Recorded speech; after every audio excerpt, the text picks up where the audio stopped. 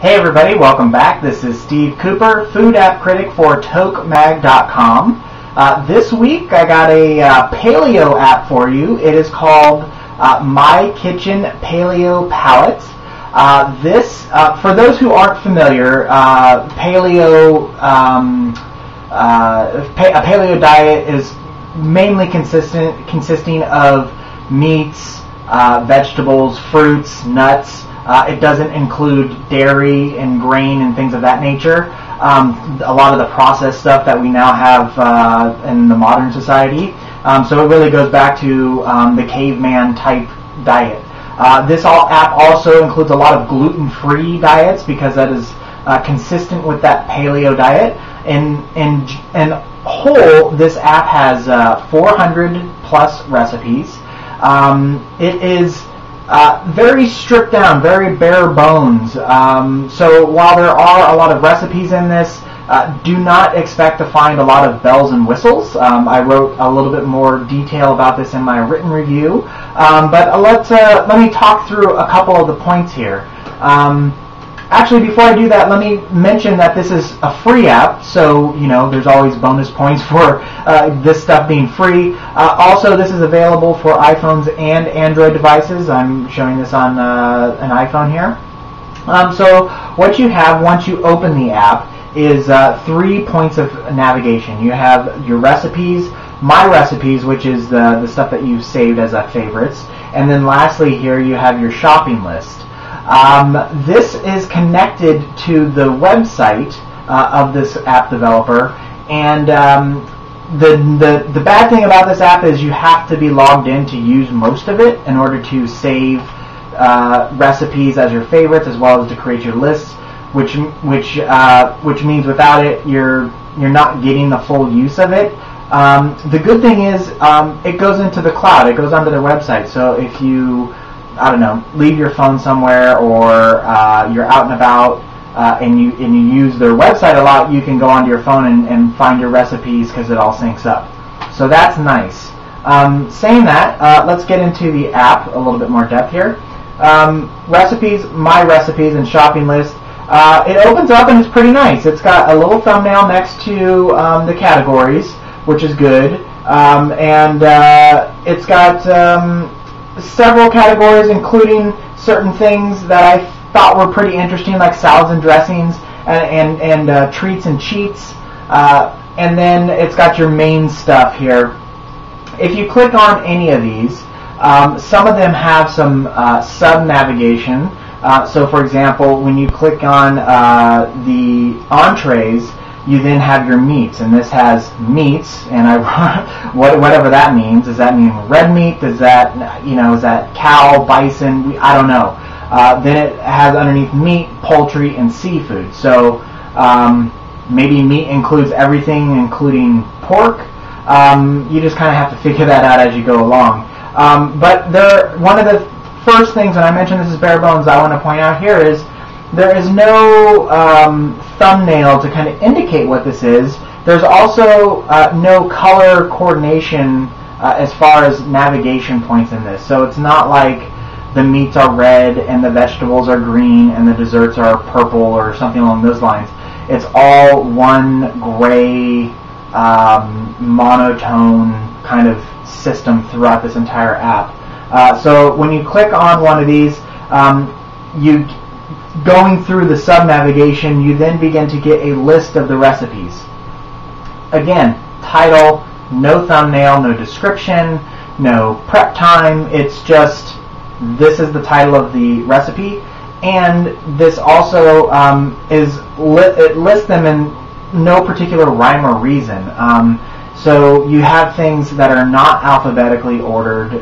You don't have things I can't figure out how these things are put in here. I don't know if it's just all this stuff's put into a database and boom, it's pushed to the app, or what it is. But there seems to be no rhyme or reason, and that even includes when you do a search on this app, which the search works. When you search for chicken or something, you'll get chicken recipes, but again, not in any particular order. So sifting through the 400 plus recipes in this app can be a little cumbersome. When you click on one of these apps, or one of the recipes, I'm sorry, you get a little thumbnail, finally a picture of what you're going to be eating. You also get an Add to My Recipes button, and then which will then drop it into your recipes. And you also get two little drop-down buttons here, one for ingredients and one for the process. Again, I'm not sure why they make you go through this step, because if I'm clicking on a recipe, I want to know what the ingredients are. So why make me dig deeper to find the ingredients? Also, I'm going to want to know how to incorporate those ingredients, cook those ingredients, combine them. So why are you making me do another click for the process? So I click these things and it gives me a drop down of all the ingredients. I click the process, it gives me a drop down of the process, and so then it's all there listed. So I don't know if they're just trying to keep it clean and so it all is on one page, but you have to open those things to use the recipe anyway, so why mess around? The recipes, they're fine. There's nothing wrong with them. Unfortunately, there's nothing special about them either. So, like I said, there's no frills to this app. There's no video associated with it. There's the one picture. There's no slideshow. There's no tips and tricks. There's no cross-linking to a technique section. There's an app that's specifically for a very restrictive diet. You would think there might even be some ingredient information, perhaps some substitution items.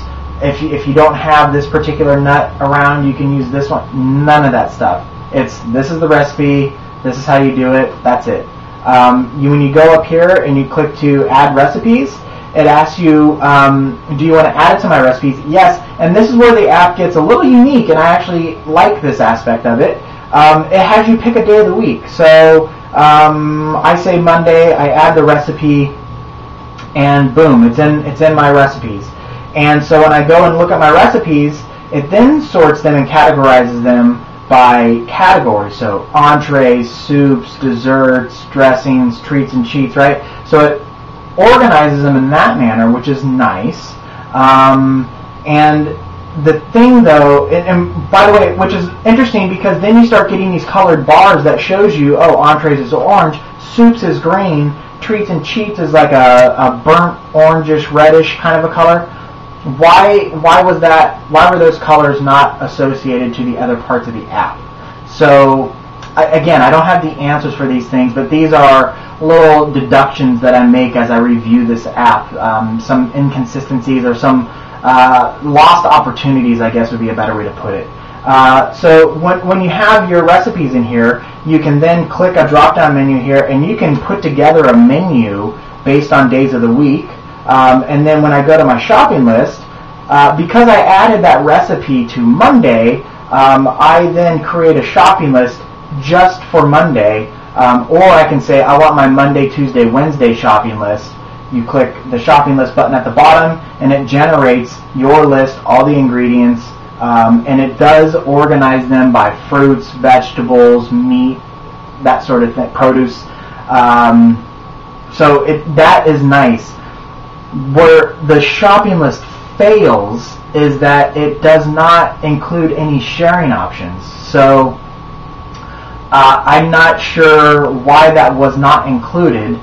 You can't print it, you cannot tweet it, email it, Facebook, nothing. It's just if you're not the one creating this menu is not the one shopping, you're out of luck here. Unless you do it on the computer and you're logged in somewhere else. But otherwise, there's no sharing option on this. So this app really isn't a bad app. I feel like I've been negative this whole description here.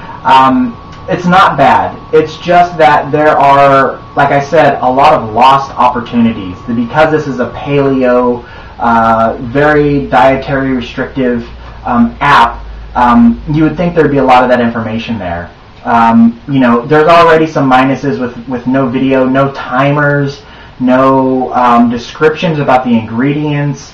So there's not a lot of depth to this app, but what it does do, it doesn't even do that in a very sophisticated manner. I was going to say polished, but it is nice. It looks okay.